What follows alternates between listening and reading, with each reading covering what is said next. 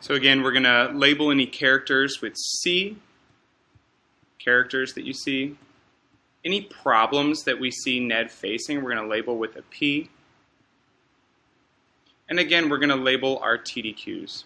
Those are going to be the annotations that I'm going to be asking you to look for today while you're annotating.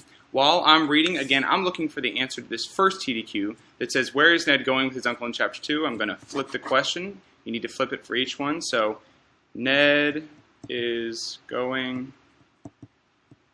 And this is an easy one because I already see that in the chapter, the name of the chapter is boarding school. It says the boarding school was more than 100 miles away from my home. I'm going to underline that. And I'm going to say TDQ number 1. And I'm going to come and get my answer. Ned is going to boarding school. That was an easy one. To boarding school. All right, so as I'm reading, please make sure that you're following along on your text and that you are doing any annotations that I do and that you are getting your text marked up. Also, don't forget to put your name at the top. All right, Chapter 2, boarding school. The boarding school was more than 100 miles from my home, so our journey took us several days. We slept out under the silver moon and the bright stars.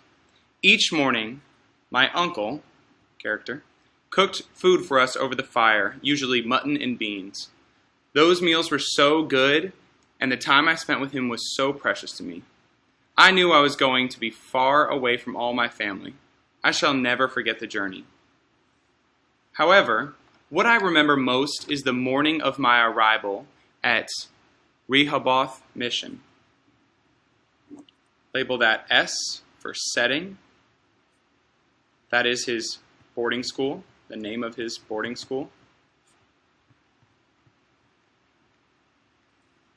It did not begin well for me. As soon as my uncle reached the gate of the school, like all the other parents and relatives who had traveled far to bring their children there, he was told that he had to go. He patted me one final time on my shoulder, stroked his mustache with his other hand, and nodded slowly. "You will remember," he said. He watched me walk through the gate before he climbed back up onto the seat of the wagon, lifted his reins, clucked to the horses, and drove off without looking back. He did not say goodbye. There is no word for goodbye in Navajo. So I was left standing there, a sad little boy, holding tight against my chest the thin blanket in which my few belongings were tied. I'm going to underline that, and I'm going to label P. That's sort of like a problem that Ned is facing so far. He's alone at this new place. But I was not alone. Now, we find out he was not alone. There were many other Navajo children standing there just as uncertain as I was. Like me, those boys and girls were wearing their finest clothing. Their long black hair glistened from being brushed again and again by loving relatives. I'm going to circle this, and circle this. New characters. Like me, many of them wore family jewelry made of silver, inset with turquoise and agate and jet. Those are different types of stone. Our necklaces and bracelets, belts and hair ornaments were a sign of how much our families loved us, a way of reminding those who would now be caring for us how precious we were in the eyes of our relatives. If you have not answered the next couple TDQs, number 2 and number 3, please pause the video and do so now. Suddenly, as if everyone had remembered their manners all at once, we began to introduce ourselves to each other as Navajos are always supposed to do. We said hello, spoke our names, told each other our clans, circled the word clan. Clan is like a group. So a lot of Native Americans, all Native Americans are from different clans or from different groups. As you know, our clan system teaches us how we were born and shows us how to grow. By knowing each other's clan, the clan of the mother that we were born to, the clan of the father that we were born for, we can recognize our relatives. Yatse, a tall Navajo boy with a red headband, said to me, "Hello, I am Many Horses." That's his Native American name. So all these children have these sort of interesting, different Native American names like Many Horses. I am born to Bitter Water Clan, that's his group, and born for Towering House. My birthplace is just west of Chinle, below the hills there to the west. Hearing his polite words made me feel less sad, and I answered him slowly and carefully, Yase. I am Ki Yasi. I was born for Mud Clan, and born to Towering House. My birthplace is over near Grant's. I am the son of Gray Mustache. A round-faced girl wearing a silky shawl stepped closer, flipped the page, top of page 14, to me and bowed her head. Hello, my relative, she said. I am Dawn Girl. Label that C, new character.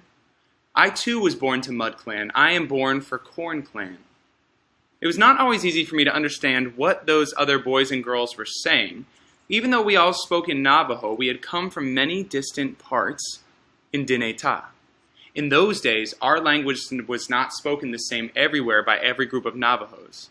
But despite the fact that some of those other children spoke our sacred means like holy or important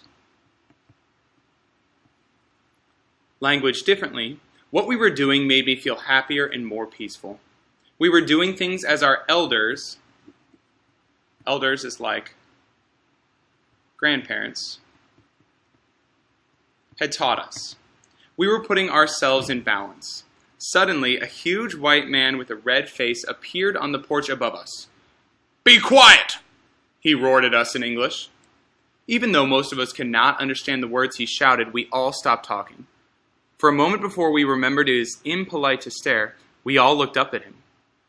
Many of us had seen white people before when we went to the trading posts with our elders. Almost every trading post was run by white men. Most of them also had their wives and families with them. Because there were no other kids around, those biligana, boys and girls, this is probably the word that they mean for white person or foreigner, boys and girls often played with the Navajo children. Some of those white traders' children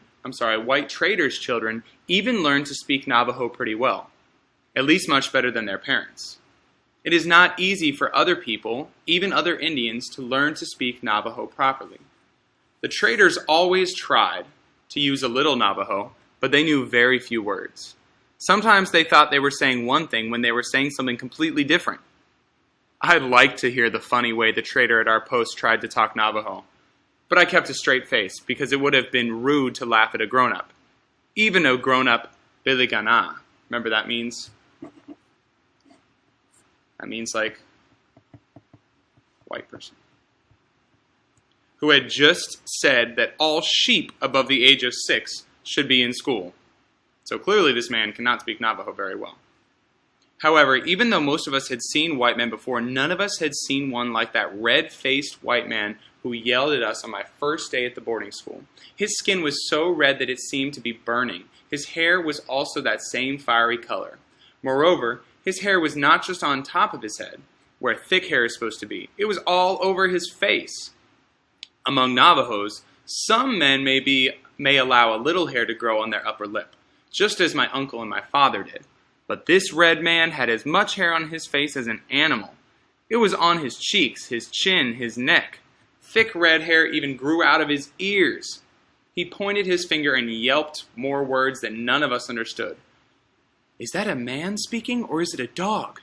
One of the boys next to me whispered in Navajo. He wasn't joking. It was a serious question. The huge white man's angry shouts did sound like the barking of a dog. We all put our heads down as that red dog, white man, yelped and roared. Finally, he became silent. But he kept staring down at us, waiting for something. When none of us moved, but just stood there, politely looking down at the ground, he barked at us again, even louder. I'm going to label this P because this seems like this is sort of like a problem or a conflict in the story. We did not realize that he was ordering us to lift up our faces. We could not understand that he was telling us that we must look at him and pay attention. None of us yet had learned that white people expect you to look them in the eyes the way you stare at an enemy when you are about to attack. Among Biliganas, the only time children look down is when they are ashamed of something. What does he want? A girl whispered in a frightened voice. He seems angry enough to eat us. A dark-skinned man with a kind face walked up new character, labeled as C, this is an important character, walked up to stand beside the big red white man. The red white man growled something at him, and the dark-skinned man nodded. Then he turned to us. "Yatsé, my dear children," he said in Navajo in a comforting voice. "My name is Mr. Jacob Benali. I am born to Salt Clan and born for Arrow Clan." That was when all of us realized this dark-skinned man was Navajo. We had not even thought he was any kind of Indian at all before he spoke. It was not just because he was dressed like a white man, but because his hair was so short. He wore no hat, and you could see that all of his hair had been cut off close to his scalp. We had never seen a Navajo man with such short hair. Back then, all Navajo men were supposed to have long hair. We're going to pause here because this is where you're going to get to your exit ticket. If you have not answered all the rest of your TDQs and annotated for them, please make sure you take the time to pause now and go back through and answer those. If you need to do so now. And I'm going to go ahead and move on to task 1. Remember that we said that our task today was to be able to analyze and to be able to cite evidence to support inferences from Chapter 2. So you have 2 inferences here, just like we did yesterday. One of them is an inference that's supported by the text, and the other one is not. Let's read these 2, and I'm going to model my thinking, and you're going to do the rest on your own. Which of the following inferences is best supported by Chapter 2? Circle 1. A. Ned feels connected to the other Navajo students at boarding school because of their shared heritage. That could be a possible inference. I remember that there were details in the text about when Ned met the other students and how they talked about their shared background, their shared heritage. But I want to read inference number 2. Ned is hesitant to speak to the other Navajo students because they are unfamiliar. Well, if I were to look back in the text, and I'm thinking about these 2 inferences and which one is better supported by the text, I remember seeing that Ned started to talk pretty quickly to some of these other children. Because he says, suddenly, as if everyone remembered their manners all at once, we began to introduce ourselves.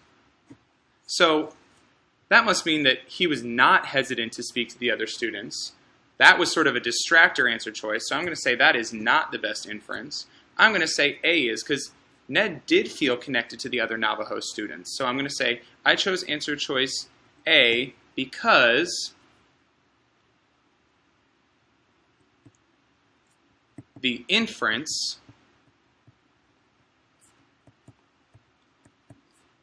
that Ned, I'm going to zoom out a little bit, that Ned, and I'm going to quote the text, Ned feels connected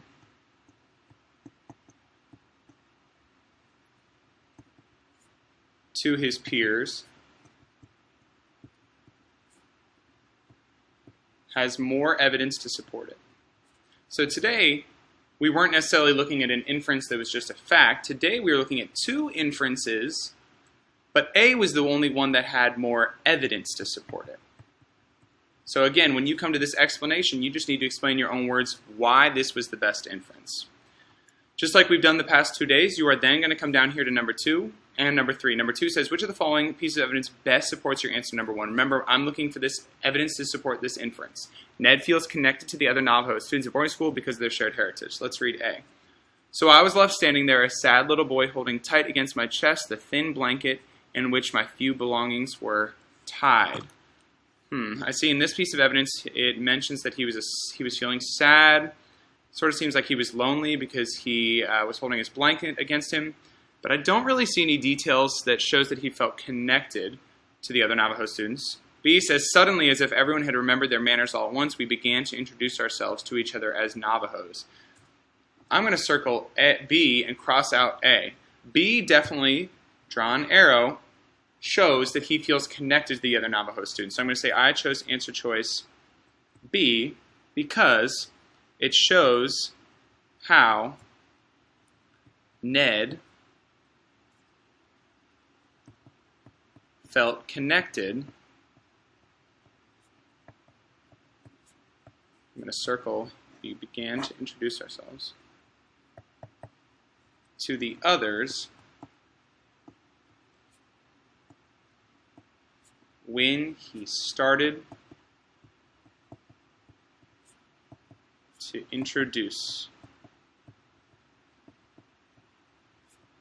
himself. Notice that in my explanation for number 2, I pulled out those key words from the evidence. So when you go to explain between these two pieces of evidence, I need to look back and I need to see what words in here made that the best piece of evidence. Now, I need to go back in the text and I need to find a second piece of evidence, because in the 7th grade, you're expected to be able to find 2.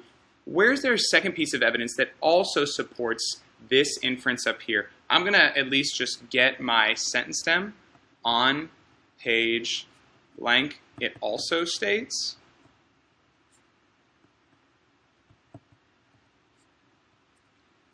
And I'm going to set the timer for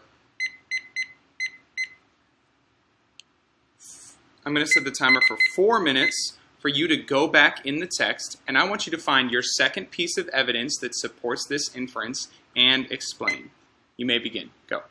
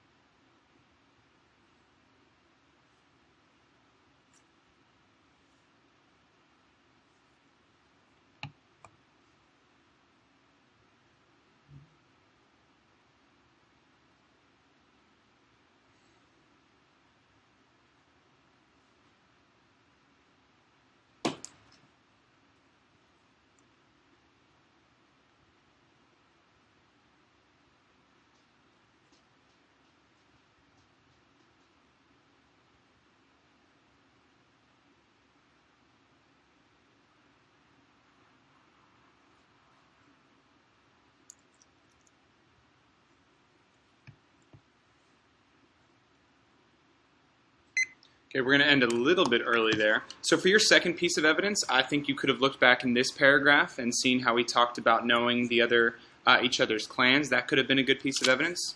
You could have also gone down and talked about this sentence here that said that hearing the other kid's words made him feel less sad. Either of these would have worked for task 1 or another one of the interactions as long as you could have explained. Now, I'm going to have you go ahead. If you have not finished task 1, pause the video now, but go ahead and flip to task 2. I did a guided model for that first analysis where I was choosing the best inference. Now you're going to do this one all by yourself. I'm going to set the timer. The timer is not going to be enough time for you to fully complete this task, but it should get you started. So when you hear the timer start, go ahead and choose the best inference, explain, choose the best evidence to support, and then find a piece on your own. Complete numbers 1 through 4. I'm going to set 3 minutes on my timer to get started on task 2, and you may begin.